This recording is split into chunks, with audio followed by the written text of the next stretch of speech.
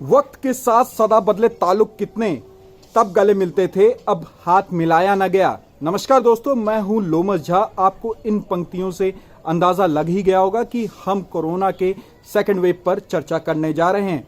हमारे साथ इस चर्चा में कई विशेषज्ञ और कई जानकार जुड़ेंगे। आइए शुरू करते हैं आज की चर्चा।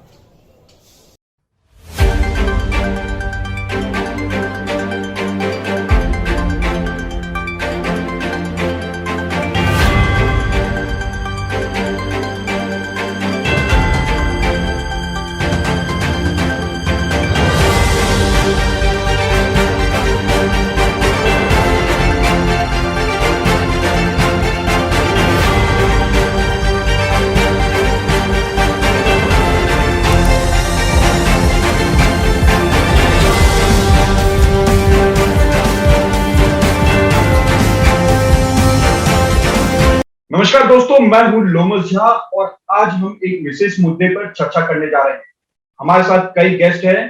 पहले हम उनका इंट्रोडक्शन करा देते हैं और साथ ही आपको आज का टॉपिक भी बता देते हैं। आज हम कोरोना के सेकंड वेव पर चर्चा करने जा रहे हैं। हमारे साथ कई गेस्ट मौजूद हैं।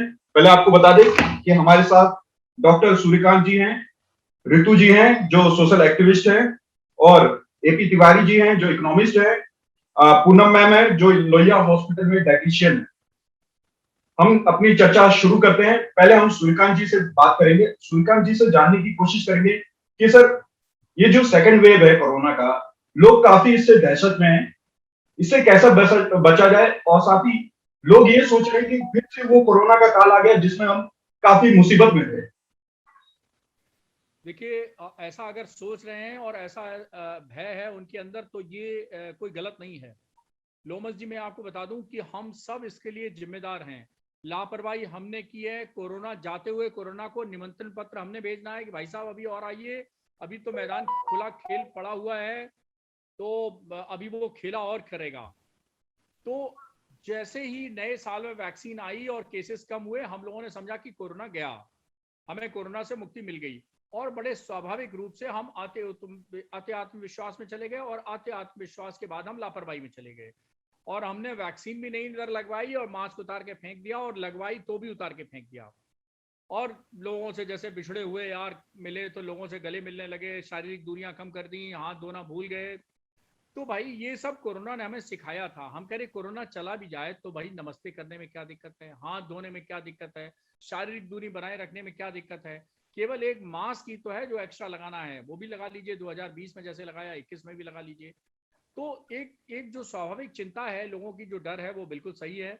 और मैं आपको बता दूं कि मुझसे किसी ने पूछा था 29 मार्च को कि डॉक्टर साहब ये होली के बाद क्या होगा। मैंने कहा 5 दिन का on an average incubation time होता है कोरोना का। मैंने कहा 3 अप्रैल को मुझसे बात करना, कोरोना का असर दिखाई दे जाएगा।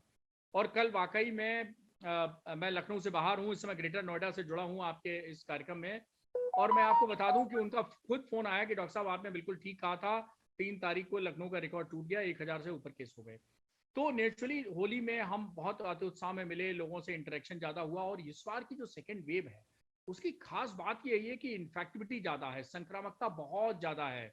बस थोड़ी सी एक खुश की कहें या हम संतोष की बात कहें, वो ये है कि मारकता उतनी नहीं है, इसलिए केसेस बहुत बढ़ गए हैं। दो हफ्ते के अंदर जितने नंबर केसेस बढ़े हैं वो बहुत तेजी से बढ़े हैं, लेकिन ऊपर वाले का शुक्र है कि अभी उतनी मारक क्षमता नहीं है, मृत्यु उतनी नहीं है। लेकिन हमें दोबारा फिर ऐसा ही, इसीलिए सरकार ने इसको गंभीरता से लिया है और 1 अप्रैल से पूरा वैक्सीनेशन 45 साल से ऊपर खोल दिया है। मैं तो ये आपके माध्यम से सरकार को सलाह दे रहा हूं कि प्राइवेट सेक्टर में एज बार मत रखिए। जो 250 रुपए दे, 45 का दे चाहे 25 का दे, उसके लगा दीजिए। क्या है, पैसे ही तो देने हैं, उसको आधार कार्ड देना है, बस 2 ही काम तो करने हैं। लगा दीजिए, ओपन कर दीजिए, क्या दिक्कत है। वैक्सीन की कमी सरकार पहले ही कह चुकी है, नहीं है। तो प्राइवेट सेक्टर को बढ़ावा देके एज बार खत्म कर देना चाहिए, जिससे कि टीकाकरण हमारा जल्दी से जल्दी हो जाए। 70% देश की संख्या जब टीका से वैक्सीनेटेड हो जाएगी तो हमारी हर्ड इम्यूनिटी हो जाएगी और हम कोरोना से पार पा लेंगे। बिल्कुल सूर्यकांत जी, मैं आपके पास फिर दोबारा आऊंगा, लेकिन मैं यहाँ पे पूनम जी से जानना चाहता हूँ कि लोग, क्योंकि पिछले साल काफी लोगों ने काढ़ा पिया था, आप एक डाइटिशियन है, और लोग फिर परेशान है कि फिर से हमको काढ़ा पीना पड़ेगा, फिर से पेट खराब करना पड़ेगा, और ये कोरोना कहाँ से आ गई फिर से। देखिए नुमाज जी, मैं यही कहना चाहूंगी आपके चैनल के माध्यम से सभी दर्शकों से कि देखिए जो अभी सर ने भी हमें बताया कि इस कोरोना कोरोना पैंडेमिक में हमने एक चीज सीखी कि हमें अपनी रोग प्रतिरोधक क्षमता बढ़ानी है। सिर्फ कोरोना से नहीं, जो आप खाना खा रहे थे, जो चीजें आप खा रहे थे, उनसे आपके शरीर की रोग प्रतिरोधक क्षमता हर किसी बीमारी से लड़ने के लिए और मजबूत होती। यही बात थी कि जो आपने अच्छी आदतें शुरू की थी, जैसे हल्दी वाला दूध पीना, मौसमी फल सब्जियां खाना, उनको अच्छे से धो के खाना, पका के खाना, बाहर का खाना नहीं खाना, जंक फूड प्रिजर्वेटिव्स को कम खाना, ये सारी चीजें आप लोगों ने शुरू की थी। तो वो सिर्फ कोरोना के लिए थोड़ी ना थी, वो तो हमारी रोग प्रतिरोधक क्षमता को हमेशा के लिए मजबूत बनाने की थी। एक लाइफस्टाइल का चेंज की डिमांड थी, जो समय ने हमें सिखाया और हमें करना पड़ा, जो आज सर वाकई सही कह रहे हैं कि हम सब भूल के वापस अपनी पुरानी जीवन शैली पे आ गए हैं। और जहां तक रहा काढ़े का सवाल जो आपने पूछा, मैं आप सबसे फिर यही कहना चाहूंगी, आपने उस समय इतनी अति कर दी काढ़ा पीने में, लोग दिन में 5-5 6-6 बार पीने लगे, जिसके कारण उनको अल्सरेशन या अल्सरेटिव कोलाइटिस ऐसी प्रॉब्लम सामने आई, एसिडिटी बढ़ गई, हाइपर एसिडिटी हो गई। तो मैं आप सबको यही संदेश देना चाहूंगी कि जो हमारे मसाले हैं, उनका इस्तेमाल या प्रयोग करने का तरीका ही परंपरागत तरीके से हमें ये सिखाया गया है कि वो मसालों की तरह उपयोग हो। थोड़ा बहुत ही आपको लेना है। हमको दाल में नमक डालना है, नमक की दाल नहीं खानी है। तो कोशिश करिए कि जिन मसालों का प्रयोग जिस तरीके से आप करते आए हैं, उतनी ही मात्रा में करेंगे तो वो आपके लिए फायदेमंद होगा। उसको अति एक्सेस डोज में लेने की कोई जरूरत नहीं है।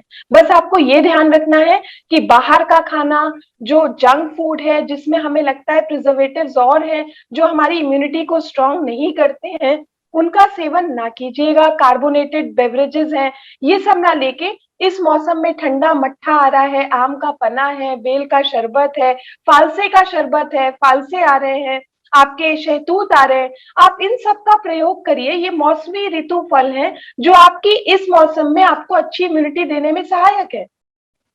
बिल्कुल। हमारे साथ ऋतु मैम भी जुड़ी हुई है। ऋतु मैम ने पिछले साल भी कई लोगों की मदद की थी और इस साल भी, क्योंकि जो हालात हैं फिर से वही वाले पैदा हो रहे हैं, तो क्या इस बार की रूपरेखा है, क्या रोड मैप है? लोमस जी, हम लोग एज ए सोशल क्लब से भी हम लोग जैसे जुड़े हुए हैं, तो जैसे मैम और डॉक्टर भी बता रहे हैं कि अवेयरनेस की बहुत ज्यादा कमी है, लोग लापरवाह हो गए हैं, तो इसके रिगार्डिंग हम लोग काफी अवेयरनेस कैंप्स वगैरह करते हैं सोशल मीडिया की हेल्प के थ्रू, और जब 1-to-1 इंटरेक्शन होता है तब भी हम लोगों को ये जागरूक करते हैं कि मौसमी फल खाएं और अपनी सेहत का खास ध्यान रखें, लापरवाही ना बरतें, एंड स्टिल मास्क पहने, सैनिटाइजर का यूज करें। तो इन चीजों पे हर लेवल पे हम लोग कोशिश करते हैं कि लोगों को अवेयर करें, और शुरुआत हम अपनी फैमिली से ही करते हैं। जैसे वाकई में सभी लापरवाह बीच में हो गए थे कि भाई कोरोना चला गया है, वापस पहले के जैसे रूटीन में आ गए, लेकिन हाँ, हेल्थ को लेके लाइफस्टाइल को जो हमने अपनाया था उसको कंटिन्यू अभी भी बरकरार रखा हुआ है। काफी लोग लापरवाह हो गए हैं, बट मैं सबसे यही रिक्वेस्ट करूंगी कि लाइफस्टाइल जो अपनी हेल्दी लाइफस्टाइल जो अपनाया था उसको कंटिन्यू रखें। हमारे साथ इकोनॉमिक्स भी जुड़े हुए हैं, एपी तिवारी जी। क्योंकि जब भी कोई आपदा वाली स्थिति होती है तो सरकार एकदम इकोनॉमी पे जोर डालती है, कहती है कि हमारा इकोनॉमी नीचे जा रहा है, फिर से आपदा वाली स्थिति आ गई है। तो मैं एपी तिवारी सर से जानना चाहूंगा कि इस बार क्या हम फिर से नीचे जाएंगे, या सरकार हमारी जो आपदा वाली स्थिति में जो हमारी इकोनॉमी है, जो इंडिया की इकोनॉमी है, वो बरकरार रहेगी या फिर हम नीचे जाएंगे? शायद तिवारी सर से हमारा संपर्क टूट गया है। सूर्यकांत जी से मैं जानना चाहूंगा। सूर्यकांत सर जी जी, जैसा कि हमने पिछले साल देखा, लोगों में काफी गुस्सा था सरकार को लेकर, लेकिन वैक्सीन आने के बाद लोग काफी प्रसन्न हुए। लेकिन एक तरफ जो वैक्सीन को लेकर के बोल रहे हैं कि केवल ये सादा पानी है, जिसको लगाने के बाद भी हम कोरोना प्रभावित हो रहे हैं, कहीं हमें बुखार आ रहा है, कहीं हमें कुछ आ रहा है, क्यों ऐसा?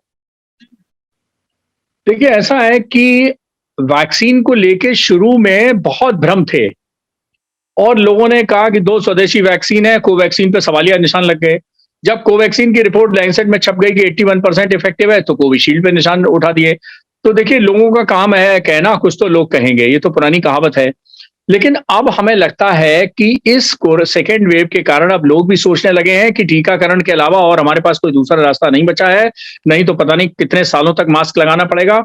तो अब लोगों के समझ में आ गया है और मेरे ख्याल से पब्लिक रिस्पांस जब से आप देखिए 1 अप्रैल के बाद से बढ़ा है, जब तक सरकार ने 45 प्लस को ओपन किया है और अब तो सरकार ने 24/7 वैक्सीनेशन प्रोग्राम कर दिया है। और इसीलिए अगर वैक्सीन की देश में कोई कमी नहीं है, सरकार से मैं बार-बार रिक्वेस्ट कर रहा हूं आपके चैनल के माध्यमों से, मीडिया के अन्य माध्यमों से और जनप्रतिनिधियों के माध्यम से, सभी से मैं आग्रह कर रहा हूं। अभी यहाँ इंडियन मेडिकल एसोसिएशन की कॉन्फ्रेंस चल रही है 2 दिन की नोएडा में, यहाँ भी मैंने कोविड पे लेक्चर लिया है, वैक्सीनेशन पे लिया है और नेशनल हेल्थ मिशन का ब्रांड एम्बेसडर होने के नाते भी मैं लोगों से बार-बार यही कर रहा हूं, समाज से भी, सरकार से भी। समाज से मेरा आग्रह है कि बढ़-चढ़ टीकाकरण में भाग लें, उसी तरह जिस तरह आप होली मनाते हैं, दिवाली मनाते हैं, ईद मनाते हैं और बड़ा दिन मनाते हैं। और सिमिलरली मतलब इसको टीका उत्सव एक तरह से नाम दे दें और बिल्कुल उत्साह के साथ मनाएं, आगे बढ़ चढ़कर। और दूसरा ये है कि सरकार से मेरा निवेदन ये है कि जो प्राइवेट सेक्टर में आपने कहा है कि ₹250 में वैक्सीन लगेगी, उसके लिए एज बार मत रखें। जो जाए, चाहे वो 45 का हो, 25 का हो, ₹250 दे और टीका लगवाए, बस आधार कार्ड दिखाए और टीका लगवाए। और तीसरी चीज, एक और इश्यू आ रहा है, वो है वेस्टेज ऑफ द वैक्सीन। अरे भाई, वैक्सीन इस समय सोने, चांदी, जवाहरात, डायमंड सबसे ज्यादा महंगी चीज है, तो इसका वेस्टेज नहीं होना चाहिए। तो अगर किसी सेंटर पे वैक्सीन लग जाती है तो 10-12 सेंटर आपस में एक कोऑर्डिनेशन कर लें, यहाँ की कमी वहां चली जाए, वहां की कमी वहां पूरी कर दी जाए। और इसके बाद मुझे ऐसा लगता है कि बुजुर्ग लोग के साथ अगर अटेंडेंट आए हैं तो उनको भी लगा दीजिए आधार कार्ड लेके, और भाई उनसे ज्यादा है अंडरटेकिंग ले लीजिए, सीएमओ से परमिशन लीजिए, सरकार से परमिशन लीजिए कि भाई हमको ऐसा करने दिया जाए। मेरा सरकार से आग्रह है कि अगर वेस्ट हो रही है वैक्सीन तो वहां के जो स्थानीय स्वास्थ्य कार्यकर्ता है उनको लगा दीजिए। अरे कुछ नहीं है, लोमस जी के सेंटर के पास है, लोमस जी को बुला के लगा दीजिए। ये 45 के तो है नहीं अभी, तो कब तक इंतजार करेंगे, इनको लगा दीजिए। मेरा मतलब मीडिया कर्मियों को, सुरक्षा कर्मियों को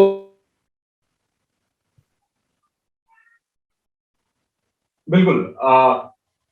हम पूनम मैम के पास जाना चाहेंगे। पूनम मैम, क्योंकि लोगों को और तीसरी बात, सभी लोगों से कहा जाए कि टीकाकरण में बढ़ चढ़ कर हिस्सा लें।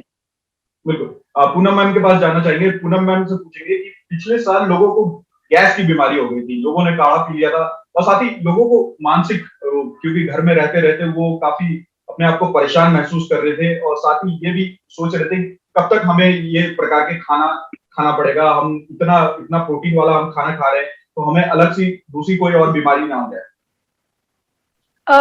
देखिए, मैं आपसे ये भी कहना चाहूंगी, उस पैंडेमिक के दौरान अगर आपने फूड सर्वे या कॉमन सर्वेस जो हुए उसमें देखा होगा कि लोगों ने बहुत सी चीजें घरों में ही बनानी शुरू की। और मैं ये 100% गारंटी से कह सकती हूँ कि जब ये सारी चीजें उन्होंने घर पे बनानी शुरू की तो उसकी शुद्धता पे किसी तरह का हम प्रश्न चिन्ह नहीं लगा सकते, और उसमें कितनी मात्रा में और कितना लेना है, काफी चीजें लोगों ने अपने आप इस दौरान सीखी। तो मेरा उनसे बार बार कहना है कि आपके लिए कोई भी चीज मना नहीं हुई है। हमेशा से एक आहार विशेषज्ञ होने के नाते, चाहे वो कोई बीमारी हो जिसमें अनटिल अनलेस हमें बहुत ही ज्यादा माइक्रो न्यूट्रिएंट्स तक जाके रिस्ट्रिक्शन करना पड़े, बाकी जो हमारी लाइफस्टाइल की बीमारियां हैं, चाहे वो ओबेसिटी हो, डायबिटीज हो, हाइपरटेंशन हो, हम हर समय और एक नॉर्मल लाइफस्टाइल के लिए हम हमेशा ही ये मैसेज देते आए हैं कि संतुलन रखना आवश्यक है। आपने आपने अपनी मर्जी से लोगों से सुन सुन के कहीं आपने काढ़ा अधिक कर दिया, कहीं आपने प्रोटीन अधिक कर दिया, कहीं आपने हल्दी वाले दूध के साथ कच्ची हल्दी भी बहुत खानी शुरू कर दी। आपको किसी भी चीज की अति पे नहीं जाना है। इस कोविड ने हमें यही तो सिखाया कि हर चीज को बैलेंस में कैसे लेना है। वो वापस हमें अपनी जमीनी सभ्यता परंपरा पे लेके आया। आज हमारा गोल्डन मिल्क, हमारा हल्दी वाला दूध, हल्दी विश्व विख्यात होते जा रहा है, क्योंकि सभी ने माना कि इससे इम्यूनिटी कितनी स्ट्रांग होती है। आपके जितने मसाले हैं, सब कुछ है, मैं उनको यही कहूंगी कि खड़े मसालों का प्रयोग करिए। कोशिश करिए कि आप जैसे चीजें बनाते थे, बजाय प्रिजर्वेटिव वाले मसाले डालने के, कोशिश करिए आप ताजे मसाले, ताजी चीजों का प्रयोग करें। तो और कोई बदलाव नहीं लाना है।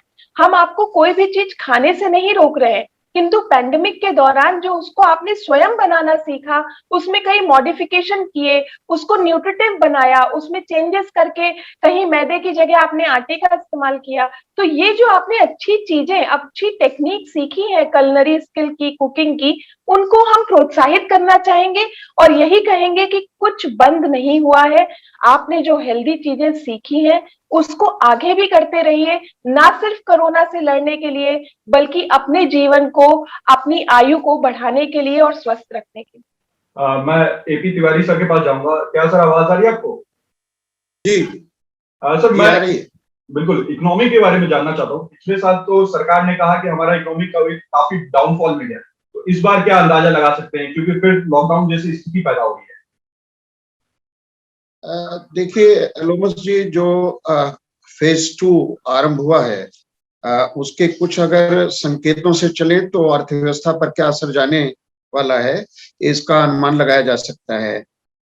विशेषज्ञ ये मानकर चल रहे हैं कि फरवरी में जो रिजनरेशन रेट था कोरोना का वो 0 था, किंतु वर्तमान में मार्च तक आते आते ये लगभग 1.25 और 1.30 तक पहुंच चुका है ये रेट। इसका मतलब जो बढ़ रहा है या बढ़ा हुआ है, ये साफ तौर पर इस बात का संकेत दे रहा है कि महामारी का इम्पैक्ट और ज्यादा बढ़ सकता है सेकेंड फेज में। हम सभी जान रहे हैं कि लगभग 80,000 प्रतिदिन संक्रमित हो रहे हैं लोग। अगर ये आंकड़ा 1 लाख तक छू जाता है, जिसकी संभावना बहुत ज्यादा दिख रही है, तो ऐसे में ये बहुत एक महत्वपूर्ण बात उठती है कि पिछले लॉकडाउन में तो अर्थव्यवस्था एक तरह से कह सकते हैं तैयार नहीं थी इस बात के लिए, इस झटके खा गई और काफी जबरदस्त झटका लगा उसको। और हम सभी जानते हैं कि लगभग 7.7% से जीडीपी में एक श्रिंकेज आया, एक कमी आई। ये जो एक सिकुड़न पैदा हुई जीडीपी ग्रोथ रेट में, वो अनुमान लगाया गया था कि जब इससे हम निजात पा लिए पहली फेज में, तो ये अनुमान लगाया गया कि वास्तविक तौर पर तो 11% से 2021-22 में जीडीपी की ग्रोथ रेट होगी। और एक अनुमान तो ये भी है कि 13.5% लगभग ग्रोथ रेट नॉमिनल टर्म्स में होगी, यानी मुद्रा के तौर पे, मौद्रिक तौर पर होगी। तो नॉमिनल और रियल में एक महंगाई दर का अंतर होता है, उसको समायोजित करते हैं। लेकिन अब जो अनुमान आ रहे हैं कोरोना के दूसरे फेज के बढ़ते हुए परिणामों को अगर मद्देनजर रखा जाए, तो उसमें बात कही जा रही कि ये है 12.2% पर खिसक सकती है जीडीपी की ग्रोथ 2021-22 में। एक अनुमान और ये महत्वपूर्ण है, लगाया जा रहा है कि अप्रैल मई जून का जो तिमाही है, इसमें पहले अनुमान ये लगाया गया था कि जीडीपी की ग्रोथ लगभग 35 मैं ठीक कर लूं अपने को 34.5% होगी, 34.5%। लेकिन अब अनुमान ये बता रहे हैं कि कोरोना के सेकेंड फेज के चलते इसमें भी गिरावट दर्ज होगी और ये 32.5% पर आ सकती है। तो इस तरह 2% श्रिंकेज जो अप्रैल मई जून का तिमाही है उसमें नजर आएगी। और सबसे ज्यादा जो दुष्प्रभावित होने जा रहा है क्षेत्र, वो पुनः जो हॉस्पिटैलिटी का सेक्टर है, ट्रांसपोर्टेशन सेक्टर है, ये प्रभावित होगा। एक सबसे जो कह सकते हैं सिल्वर लाइनिंग अर्थव्यवस्था के लिए पहले भी रही, पहले लॉकडाउन में, और अब तो लॉकडाउन पूरी तरह से नहीं अर्थव्यवस्था का, ना पूरी तरह से मैं समझता हूँ होगा, आंशिक तौर पर होगा। खासतौर पर वो 11 राज्य जहां पर इसका इंसिडेंस दोबारा खास तौर पे दिख रहा है। लेकिन एक चौंका देने वाली बात है, और ये बड़ी कह सकते हैं जोखिम भरी स्थिति में है महाराष्ट्र। महाराष्ट्र विकसित राज्यों की पांत में बैठता रहा है। अगर उत्तर प्रदेश, बिहार और उसके आमने सामने महाराष्ट्र को रखें तो उसकी स्थिति बेहतर रही है। और हम सभी जानते भी हैं कि जो माइग्रेंट लेबरर्स हैं वो सबसे ज्यादा जाते रहे हैं महाराष्ट्र और दिल्ली को। तो ऐसी स्थिति में एक तरह से एक पॉजिटिव संकेत तो ये होगा कि माइग्रेशन रेट जो है उसमें गिरावट दर्ज हो सकती है, महाराष्ट्र को जो जाते थे या दिल्ली की तरफ जो रुख करते थे। अब इसका परिणाम क्या होगा कि स्थानीय तौर पर आजीविका के जो स्रोत हैं, जैसे यूपी ने कर दिखाया, जो स्किल मैपिंग की कि उनको उनकी स्किल के हिसाब से, कौशल के हिसाब से स्थानीय तौर पर ही उनको रोजगार दिया जाए, स्वरोजगार के अवसर दिए जाएं, वो स्टार्टअप्स में लगे, वो एमएसएमईज में लगे, वह ओडीओपी जो सबसे महत्वाकांक्षी योजना है। तो कहने का अभिप्राय ये कि जो पहली फेज थी कोरोना की, वो ज्यादा सीवियर इम्पैक्ट गया अर्थव्यवस्था पर। अब वैसा सीवियर इम्पैक्ट तो नहीं होगा और न ही आर्थिक क्रियाओं पर एक ओवरऑल कह सकते हैं कोई झटका लगेगा। खास तौर पे जो इस बात को मैं सिल्वर लाइनिंग की बात कर रहा था कि खेती का क्षेत्र 3.4% से पहली फेज में भी बढ़ा, संकट, आर्थिक संकट के बावजूद, और यही स्थिति रबी क्रॉप बहुत अच्छी जा रही है। और अगर ऐसा हुआ तो मैं समझता हूं कि खेती का क्षेत्र ही दोबारा, खेती और खेती से जुड़ी हुई जो गांव की क्रियाएं हैं, गैर खेती की क्रियाएं, वानिकी, पशुपालन, मछली पालन, ये क्रियाएं संभाल लेंगी पूरी अर्थव्यवस्था को। जो असंगठित क्षेत्र है, सबसे ज्यादा जहां रोजगार है, लगभग 92%, वो संभाल लेगा अर्थव्यवस्था को। और जैसा डॉक्टर साहब भी कह रहे हैं, डॉक्टर सूर्यकांत जी भी कह रहे हैं कि जो वैक्सीनेशन है उसको और अधिक व्यापक और यदि प्रभावी बनाया जाता है तो जो इकोनॉमिक इम्पैक्ट है, जो आर्थिक संघात है, उसको भी मिनिमाइज किया जा सकेगा। सर एपी तिवारी सर, मैं एक और सवाल आपसे पूछना चाहता हूँ। क्या लॉकडाउन लगाना सही रहेगा इकोनॉमी के लिए? क्या लॉकडाउन लगाना सही रहेगा हमारे मजदूरों के लिए? क्या लॉकडाउन लगाना सही रहेगा उन लोगों के लिए जो प्रतिदिन मजदूरी पे काम करते हैं? देखिए लोमस जी, मैंने पहले भी इस बात को रेखांकित करने की कोशिश की और उसका एक सपोर्ट जो एक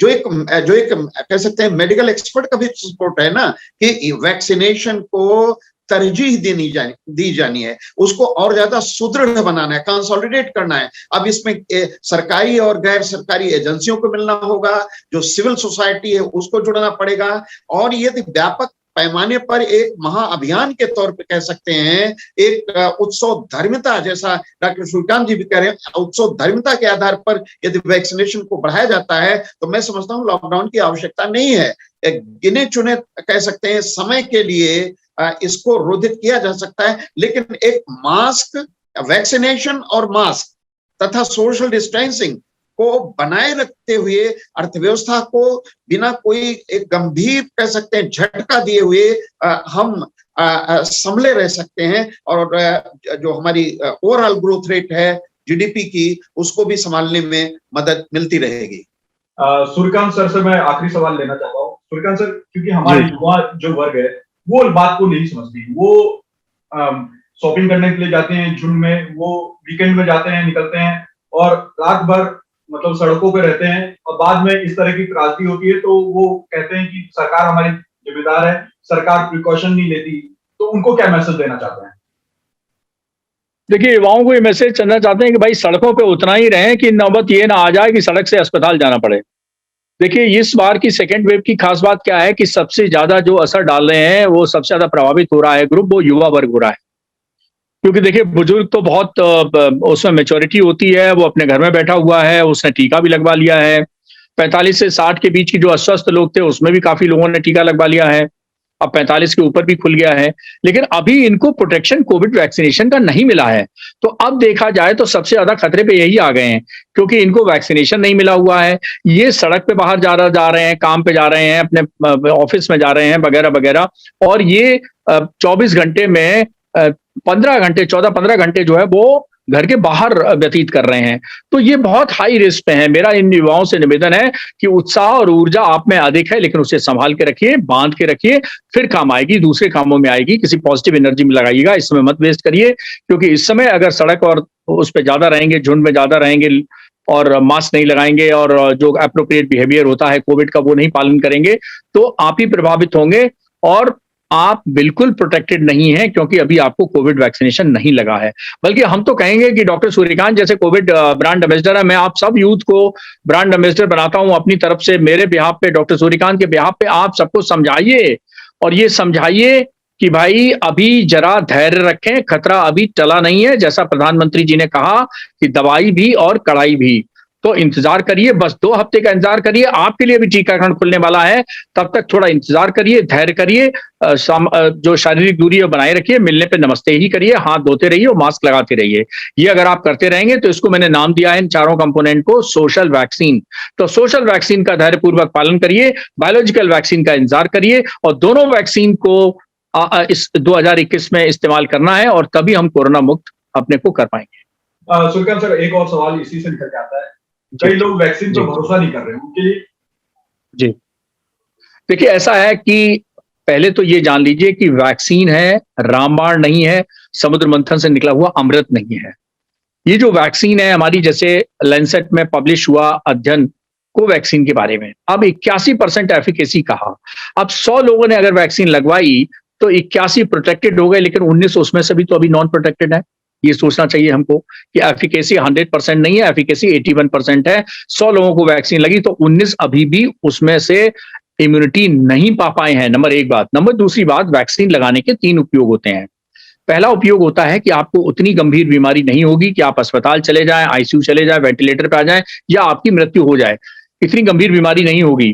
दूसरा होता है कि ट्रांसमिशन ही नहीं होगा, मतलब बीमारी नहीं होगी। लेकिन ये गारंटी नहीं है कि वैक्सीन लगते ही कोई नाक के बाहर फिल्टर लग जाएगा कि हवा जाएगी, वायरस नहीं जाएगा। ऐसा बिल्कुल नहीं होता है। जिसको वैक्सीन लग गई है, अगर आपने मास्क नहीं लगाया है तो वायरस नाक से चले जाएंगे। हाँ, आपको नुकसान नहीं पहुंचाएंगे, लेकिन आप दूसरों को नुकसान पहुंचा सकते हैं क्योंकि आप बीमारी फैला सकते हैं। इसलिए वैक्सीन के बाद भी और वैक्सीन के पहले भी मास्क लगाते रहिए और कोविड जो अप्रोप्रिएट प्रिवेंशन प्रोटोकॉल है उसका पालन करते रहिए। पूनम मैम से जानना चाहेंगे शॉर्ट में कि जैसे सूर्यकांत सर ने बताया कि जो सबसे ज्यादा इम्पैक्ट होने वाला है वो युवाओं को होने वाला है, उनके लिए क्या डाइट वो इस्तेमाल करें अपने इम्यून को बढ़ाने के लिए? जी, सबसे पहले मैं उनसे यही रिक्वेस्ट करना चाहूंगी कि मौसम को देखते हुए अपनी बॉडी को रिहाइड्रेटेड अच्छे से रखें, बहुत अच्छी मात्रा में तरल पदार्थों का प्रयोग करें। जरूरी नहीं कि अब आप सूप और काढ़ा ही खूब पीजिए, किंतु इस मौसम में मिलने वाला मट्ठा, अगर आप बाहर निकल रहे हैं, काम पे जा रहे हैं, तो अपने साथ मट्ठा है या बेल का शरबत है, आम का पन्ना है, नींबू पानी है, ऐसी चीजों का सेवन अधिक से अधिक करिए। एंटीऑक्सीडेंट रिच जिसे हम खाना कहते हैं, जो कि हमारे खट्टे फल हैं, सब्जियां हैं, इस मौसम में आने वाली चीजें हैं, उनमें प्राकृतिक रूप से एंटीऑक्सीडेंट्स अच्छी मात्रा में होते हैं जो इम्यून बूस्टर्स की तरह काम करते हैं। तो इन सब चीजों का आपको प्रयोग अधिक से अधिक करना है। बैलेंस डाइट लीजिए, प्रिजर्वेटिव एडेड या कोक ड्रिंक्स है, कोको कोला है, फ्रिज से निकला एकदम ठंडा पेय, इन सब से थोड़ा बचिए ताकि आपको गले की खराश या ऐसी कुछ सोर थ्रोट होता है जो आमतौर पे बहुत ज्यादा ठंडा लेने से होता है, तो आपके मन में भ्रम ना आए कि कहीं हमें कोरोना तो नहीं हो गया। उससे बचने के लिए चीजों को जो सामान्य तापमान है थोड़ा ठंडा करके लीजिए, किंतु एकदम फ्रीजर से निकाल के आइस कोल्ड चीजें लेने से अभी बचे। रितु मैम से पूछना चाहेंगे आखिरी सवाल मैम, क्योंकि आपके साथ कई युवा भी होंगे, तो उनको किस तरीके से आप मोटिवेट करते हैं और वो किस तरीके से मोटिवेशन करने का काम करते हैं, तो आप बताइए। हमारे साथ काफी यूथ जुड़े हुए हैं लोमस जी। तो हम लोग अवेयरनेस कैंप लगाते हैं तो हम लोग उन लोगों को साथ में इन्वॉल्व करते हैं। पहले हम उनको एजुकेट करते हैं एंड उसके बाद फिर हम कोई भी कैंप करते हैं, कहीं भी हम किसी गांव में जाते हैं या स्कूल में जाते हैं, तो उन बच्चों को भी हम अपने साथ रखते हैं। तो वो लोग लाइक नुक्कड़ नाटक के थ्रू या किसी स्किट प्ले के थ्रू या किसी डायलॉग या कुछ भी ऐसा करके एक्टिविटी के थ्रू बाकी बच्चों को, जो उनके हम उम्र हैं, उन लोगों को वो अवेयर करते हैं कि हमें कोरोना वायरस से कैसे बचना है, क्या क्या प्रिकॉशंस हमें लेने हैं, किस तरह की डाइट हमें लेनी है। जो अभी हमारे पैनल में जितने लोग बता रहे हैं, डॉक्टर्स बता रहे हैं, वो सारी चीजों को वो लोग बहुत अच्छे तरीके से एक्सप्लेन करते हैं ताकि हम कोरोना से ज्यादा लोगों को बचा पाए। बिल्कुल। अच्छा, सभी का धन्यवाद हमारे साथ जुड़ने के लिए। हम आशा करते हैं कि ये स्थिति भविष्य में पैदा ना हो और हम आशा करते हैं कि सभी यूथ जो भी ये कार्यक्रम देख रहे हैं उनको ये समझ में आ जाए कि बाहर जाना सुरक्षित नहीं है, घर में रहना सुरक्षित है। काम करें लेकिन संभल कर करें। नमस्कार।